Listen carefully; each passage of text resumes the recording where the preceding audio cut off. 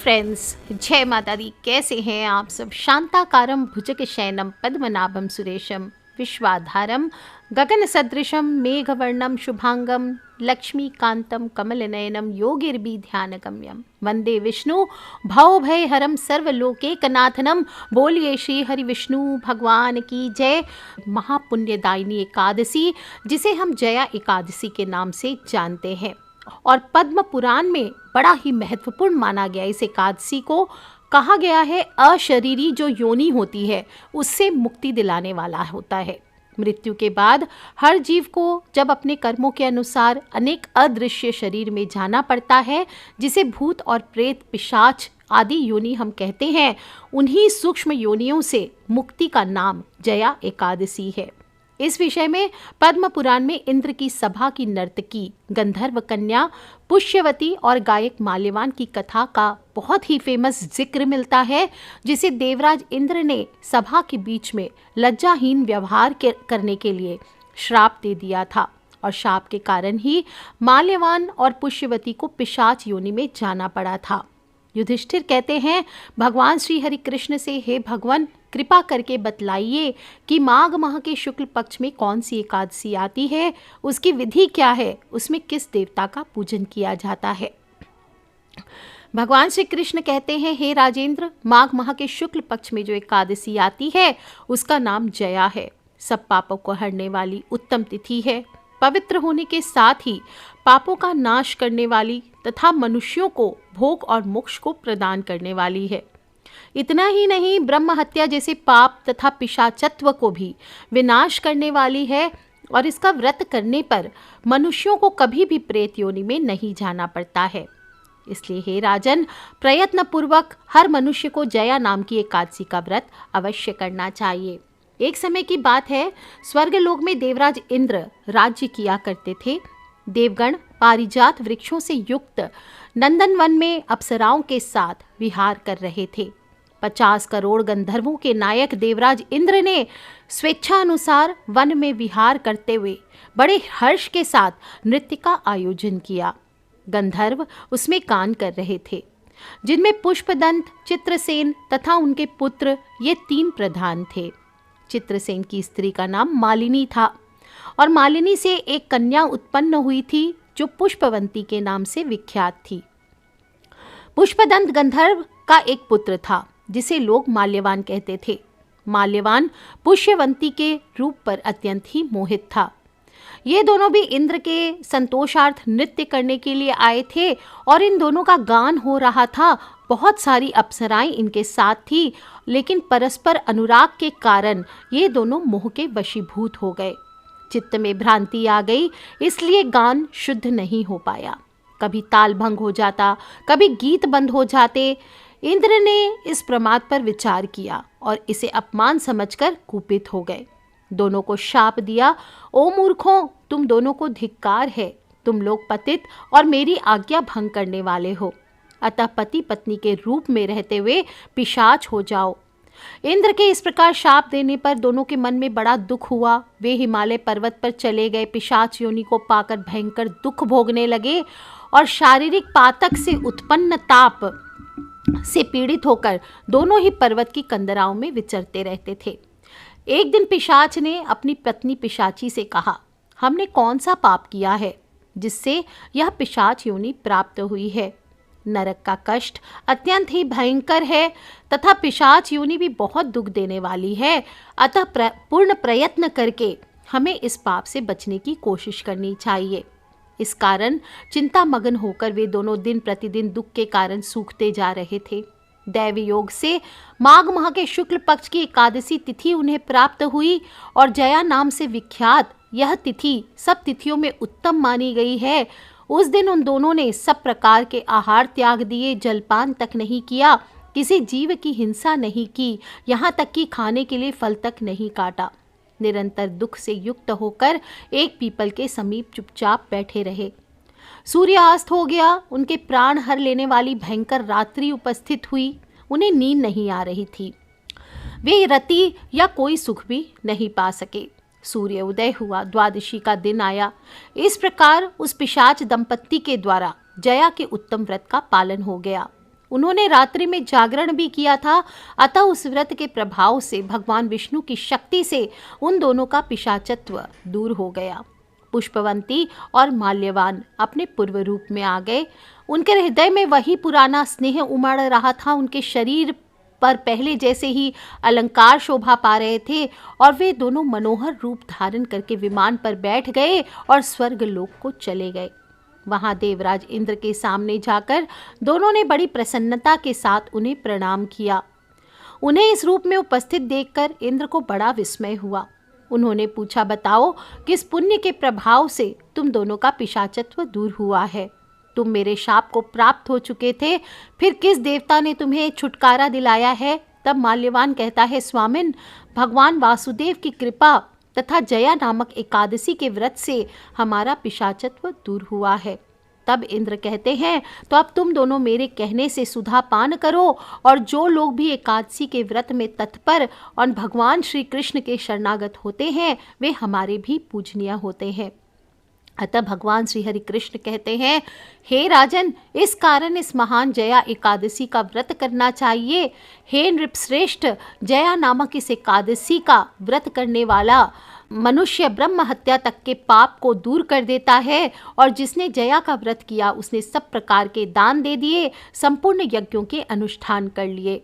इस महात्म्य को पढ़ने मात्र से, सुनने मात्र से, सुनाने मात्र से भी अग्निष्टोम यज्ञ के बराबर फलों की प्राप्ति होती है और पिशाच योनि तक से मनुष्य को मुक्ति मिलती है। तो सभी को नित्य रूप से जया एकादशी का व्रत करना चाहिए। बोलिए श्री हरि विष्णु भगवान की जय। दोस्तों, माघ माह की एकादशी तिथि है 31 जनवरी मंगलवार को सुबह से एकादशी तिथि की शुरुआत हो जाएगी 11:55 से और अगले दिन 1 फरवरी यानी बुधवार को दोपहर को 2:01 तक रहने वाली है।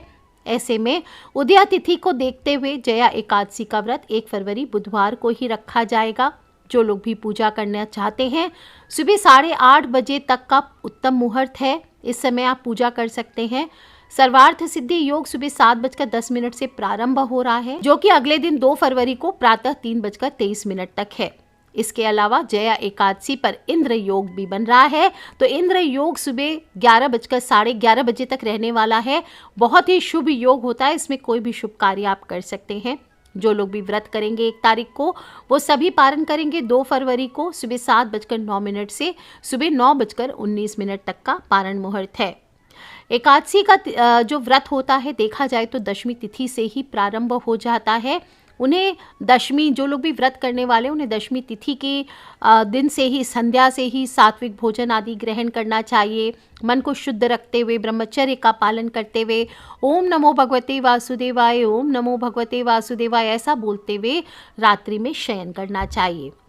एकादशी के दिन सुबह जल्दी उठें, हथेलियों के दर्शन करें, धरती माँ को प्रणाम करें, नित्य क्रिया से निवृत्त होकर के अपने घर के मुख्य द्वार की साफ सफाई करें, रंगोली आदि सजाएं, बंदरवार तोरण आदि लगाएं, फिर स्नान करें।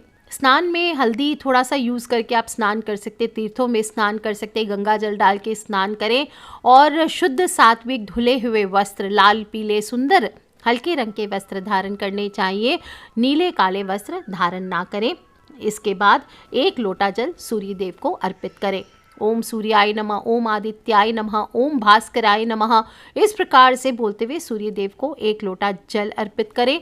इसके बाद दक्षिणमुखी हो जाएं, उसी लोटे में थोड़े से जल और काले तिल लेकर के अपने पितृ के निमित्त आपको जल अर्पित करना चाहिए। ओम सर्वेभ्यो पितृभ्यो नमो नमः, जो नहीं बोल सकते वो पितर पितरानी की जय, पितर पितरानी की जय, इस प्रकार से बोलते हुए जल अर्पित कीजिए। तुलसी माँ को आज के दिन जल अर्पित नहीं किया जाता, ना ही पत्ते तोड़े जाते हैं, तो ध्यान रखें। जो लोग को भी भोग आदि के लिए पत्ते आदि चाहिए वो एक दिन पहले ही या तो तोड़ करके रख लें या फिर आज के दिन जो गमले में गिरे हुए पत्ते आदि होते हैं उन्हें उठा करके आप भोग आदि के लिए धो करके इस्तेमाल कर सकते हैं, लेकिन तोड़ना नहीं चाहिए। इसके बाद व्रत का संकल्प लें। आज मैं किसी भी चोर, पाखंडी, दुराचारी मनुष्य से बात नहीं करूंगा, ना ही किसी का दिल दुखाऊंगा। गौ हो, ब्राह्मण हो, इनको फलाहार और अन्न आदि देकर प्रसन्न करूंगा। रात्रि को जागरण कर कीर्तन करूंगा। ओम नमो भगवते वासुदेवाय इस 12 अक्षर मंत्र या फिर गुरु मंत्र का जप करूंगा।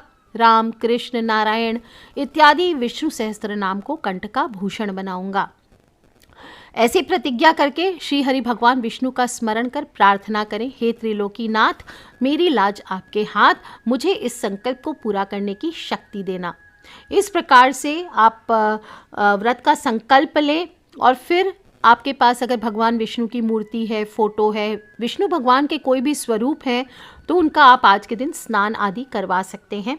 फोटो हो तो फोटो साफ कर लीजिए। जिनके पास मूर्ति है उन्हें दक्षिणावर्ती शंख, हमेशा कहती हूँ दक्षिणावर्ती शंख 1.25 लाख जप सिद्धि करके अपने घर पे लक्ष्मी का स्वरूप माने गए हैं। जिस घर में सिद्ध किया हुआ दक्षिणावर्ती शंख होता है उस घर में कभी भी दरिद्रता प्रवेश नहीं करती है। तो दक्षिणावर्ती शंख रखें और उससे अभिषेक का नियम होता है भगवान विष्णु का। तो पंचामृत डाल करके दक्षिणावर्ती शंख से अभिषेक कराइए, अष्टगंध से स्नान कराइए, फिर शुद्ध जल से भगवान को स्नान कराइए। वस्त्र से उन्हें पोंछें। चंदन का इत्र हो तो उनके शरीर पर लेपन कीजिए। हमेशा बताती हूँ कि जो लोग भी चाहते हैं कि दुनिया उनके बस में हो, सब उनकी बात माने, उन्हें प्रेम करें, तो आपको हर एकादशी पर नियमित रूप से भगवान विष्णु को इत्र अर्पित करके, माता लक्ष्मी को इत्र अर्पित करके उस इत्र को रख लीजिए। विशेष रूप से चंदन का, गुलाब का इत्र बहुत फ़ायदेमंद होता है। इसको ले करके रोज़ अपनी नाभि में लगाना चाहिए। इससे गजब का वशीकरण होता है। फिर भगवान पीताम्बरधारी है तो भगवान को पीले रंग के वस्त्र धारण करवाइए, जनेऊ धारण कराइए, चंदन, केसर आदि का तिलक लगाइए। फूलों से, जो भी आपको पीले पुष्प मिले उससे श्रृंगार कीजिए। धूप दीप करें। प्रसाद, तुलसी फल, नारियल, अगरबत्ती जो भी आपके पास है उससे आपको पूजन करना चाहिए। और सारी पूजा के दौरान ध्यान रखें ओम नमो भगवते वासुदेवाय, ओम नमो भगवते वासुदेवाय, इसका जप करते रहें। इस दिन आप चाहे मौन रखते हैं, चाहे जप रखते हैं, जप करते हैं या शास्त्रों के पठन करते हैं, भजन कीर्तन करते हैं, रात्रि जागरण करते हैं, तो सभी इस एकादशी व्रत में लाभ पहुंचाते हैं। आज के दिन विष्णु सहस्त्र नाम का पाठ भी अवश्य करना चाहिए। जिनके पास भी हत्ता जोड़ी हो, सियार सिंगी हो, या फिर आगे सिक्के का उपाय बताऊंगी, तो माता लक्ष्मी और विष्णु भगवान के सामने इसे स्थापित करके आज के दिन आपको कम से कम एक माला, चाहे तो आप कम से कम 27 मंत्रों का जप करें, पर माता लक्ष्मी का मंत्र अवश्य जप किया करें। ओम श्रीम ह्रीम शिम कमले कमलालय प्रसिद्ध प्रसिद्ध श्रीम ह्रीम शिम ओम महालक्ष्मी नमः, इस मंत्र का जप कीजिए। उसमें 2 लौंग, 1 कपूर और 1 इलायची अवश्य आपको चढ़ानी चाहिए। इस प्रकार से इसको पूजन करना चाहिए। अभिमंत्रित चीज़ों का पूजन करके आज के दिन 1 चुटकी हल्दी अवश्य अर्पित करें। ओम नमो भगवते वासुदेवाय, ओम नमो भगवते वासुदेवाय, ये बोलते हुए दिन को व्यतीत कीजिए। शाम के समय तुलसी माँ पर 1 दिया अवश्य चढ़ाना चाहिए और शाम के समय तुलसी के पौधे के सामने गाय का घी का दीपक जलाइए, उसमें 1 चुटकी हल्दी डालिए। ओम वासुदेवाय नमः, इस मंत्र का जप करते हुए तुलसी माँ की 11 परिक्रमा करें। इस उपाय से घर के सभी सदस्यों के मध्य प्रेम, सुख, शांति बनी रहती है। परिवार पर संकट नहीं आता और घर में वास्तु दोष होते हैं तो वो दूर होते हैं। रात्रि में भगवान का भजन कीर्तन करते हुए रात्रि व्यतीत करें और अगले दिन सुबह यानी द्वादशी पर पूजा के बाद, भोजन का सेवन करने के बाद जया एकादशी व्रत का पारण करना चाहिए। बहुत ही खास दिन है, तो इस दिन छोटे छोटे उपाय भी करने चाहिए। खासकर इस दौर में जब हर इंसान पैसे कमाने के लिए सुबह से लेकर रात तक भागता रहता है, महंगाई का बहुत ही कठिन दौर है। धन आगमन के लिए, आर्थिक स्थिति को मजबूत करने के लिए, घर में बरकत के लिए, सुख समृद्धि की प्राप्ति के लिए, नौकरी हो, जॉब हो, व्यवसाय हो, सभी में उन्नति के लिए। कर्ज चढ़ गया है तो कर्ज से मुक्ति पाने के लिए, जबरदस्त धनी बनने के लिए सिर्फ एक उपाय करना है और वो है 1 रुपए के सिक्के से। 1 रुपए का सिक्का अपने आप में धन का प्रतीक माना जाता है। विशेष रूप से अगर चांदी का सिक्का हो तो आप उससे भी उपाय कर सकते हैं। जब आप लक्ष्मी पूजन करेंगे या विष्णु भगवान का पूजन करेंगे तो आप चांदी का सिक्का हो तो चांदी का सिक्का रख लीजिए, और ना तो 1 रुपये का सिक्का ले लीजिए।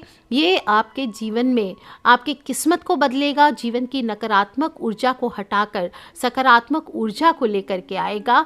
किसी प्रकार के रोग दोष हैं जीवन में, संकट है तो उन्हें दूर करेगा, और रातों रात आपको अमीर बनाने की भी ताकत रखता है।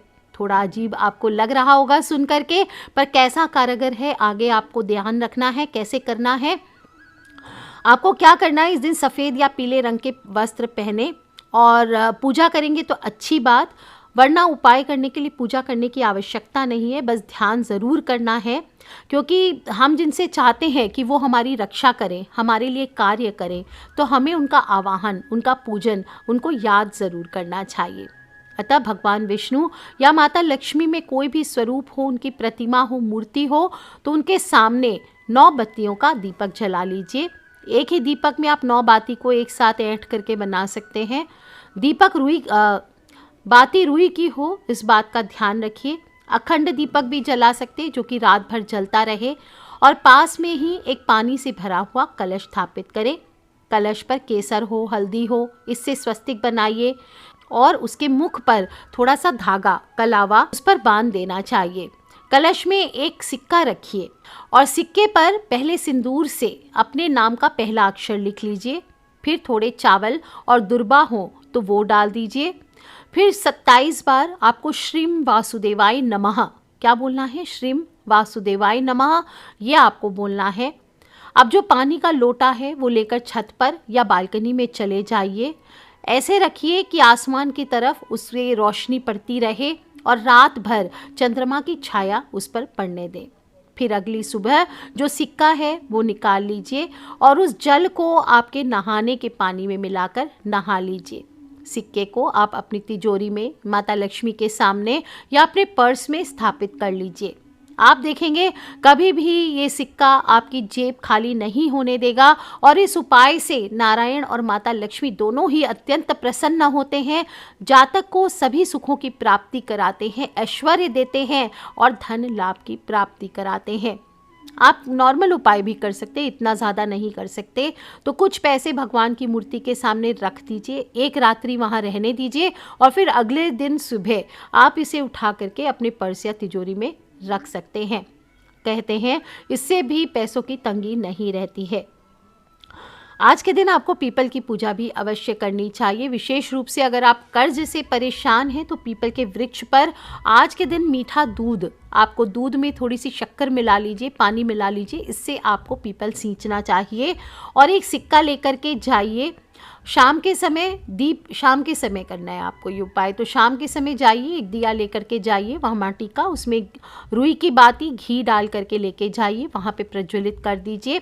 और एक सिक्का कोई भी हो, 1 का, 5 का, जो भी आपके पास कॉइन हो वो लेकर के आपको 27 बार ओम श्रीम महालक्ष्म्याय श्रीम ओम, क्या बोलना है, ओम श्रीम महालक्ष्म्याय श्रीम ओम, ये बोल करके आपको सिक्के को फूंक मारना है। जितनी बार मंत्र बोलेंगे उतनी बार फूंक मारेंगे। जैसे आपने बोला ओम श्रीम महालक्ष्म्याय श्रीम ओम, फिर ओम श्रीम महालक्ष्म्याय श्रीम ओम, फिर इस प्रकार से फूंक मारते जाइए और अपनी मनोकामना बोलते हुए फिर वहाँ पर इस सिक्के को आपको गाड़ देना चाहिए। ध्यान रखें इस उपाय को करते वक्त कोई आपको रोके टोके ना। आप देखेंगे शीघ्र ही आप लोगों का अगर कर्ज है तो उससे मुक्ति प्राप्त होगी, हर कार्य में सफलता प्राप्त होगी। हो सके तो आज दूध और केसर से बनी हुई कोई मिठाई या कोई पेड़ा हो तो वो भी भगवान को आज के दिन भोग लगाना चाहिए। इससे मनुष्य के सारे पाप दूर होते हैं। आज के दिन आपको भगवान विष्णु पर केले चढ़ाकर गरीबों को केले भी दान करने चाहिए और कुछ नियमों का भी पालन कीजिए ताकि जो भी आप व्रत करेंगे उसके पूर्ण फलों की प्राप्ति आपको हो सके। और नियम अनुसार व्रत का जो पालन होता है दशमी की रात्रि से ही नियम करना चाहिए और द्वादशी के दिन पारण करके ही व्रत को पूर्ण करना चाहिए। आज के दिन विशेष रूप से भोजन पानी का ध्यान रखना चाहिए। नमक का सेवन, अनाज का सेवन नहीं करना चाहिए और कांसे के बर्तन में भोजन ना करें। मांस, मदिरा, प्याज, लहसुन, चावल, मसूर की दाल, कोदो, उड़द, चने, शाक, शहद, तेल, अधिक जल, इनका सेवन ना करें। गोभी, गाजर, शलजम, पालक, कुल्फा, इनका सेवन नहीं करना चाहिए। आज के दिन आम हो, अंगूर हो, केला, बादाम, पिस्ता, अमृत फलों का सेवन करें। दूध से बनी हुई चीज़ों का सेवन करें। कुट्टू के आटे की पूरियाँ, साबूदाना, ये खा सकते हैं। जो लोग भी जूस आदि पीना चाहते हैं वो कोल्ड ड्रिंक्स, एसिड आदि डब्बों में जो फलों के जो बंद जूसेस आते हैं पहले से प्रिपेयर किए हुए, उनको आपको नहीं पीना चाहिए। और व्रत के पहले दिन यानी दशमी को ही और दूसरे दिन यानी द्वादशी को हविष्य अन्न जो होता है, जैसे जौ, गेहूँ, मूंग, सेंधा नमक, काली मिर्च, शर्करा, इनका एक बार भोजन करना चाहिए। जो भी आप भोग बनाएंगे उसे भगवान के सामने पहले कर दीजिए, उसमें तुलसी दल छोड़िए, इसके बाद ही स्वयं ग्रहण करना चाहिए। और यथाशक्ति अन्न का दान करके अगले दिन पारण करके व्रत को खोलना चाहिए। इस दिन आइसक्रीम हुई, तली हुई चीज़ें हैं, ये नहीं खाना चाहिए।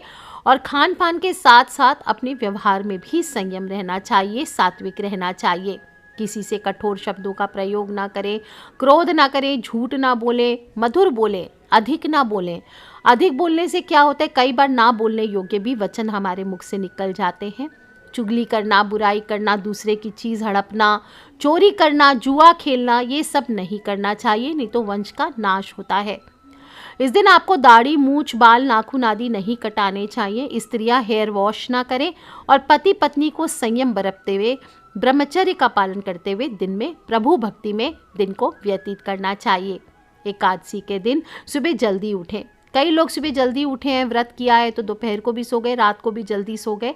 ऐसा ना करें। अगर तबीयत खराब है तो दिन में थोड़ी देर विश्राम कर ले, लेकिन सोना नहीं चाहिए। इस दिन व्रती को भगवान विष्णु की भक्ति, मंत्र जप और रात्रि जागरण करना चाहिए। दोस्तों, इन छोटी छोटी बातों को ध्यान में रख कर के जो भी मनुष्य एकादशी का व्रत करता है, कथा सुनते हैं, सुनाते हैं अपने फ्रेंड्स, फैमिली, मम्मी पापा, भाई बहन, बच्चों को प्रभु भक्ति करते हैं, छोटे छोटे उपाय जो बताती हूँ उनमें से कोई भी एक या एक से अधिक उपाय करते हैं, उन्हें श्री हरि भगवान विष्णु का प्रेम और आशीर्वाद ज़रूर मिलता है, लाभ मिलता है। तो आज के लिए इतना ही दोस्तों। खिलखिलाते रहें, मुस्कुराते रहें और अपने फ्रेंड्स, फैमिली, मम्मी पापा, भाई बहन, बच्चे, सभी लोगों से जो व्रत की कथा सुनाई है मैंने, एटलीस्ट उसे अवश्य सुनाएं। और किसी भी प्रकार के प्रश्न हो तो मुझे वीडियो के नीचे लिख के अवश्य पूछ लें। आज के लिए इतना ही दोस्तों। Take care friends, love you all. जय माता दी, बम बम भोलेनाथ की। बोलिए श्री हरि विष्णु भगवान की जय।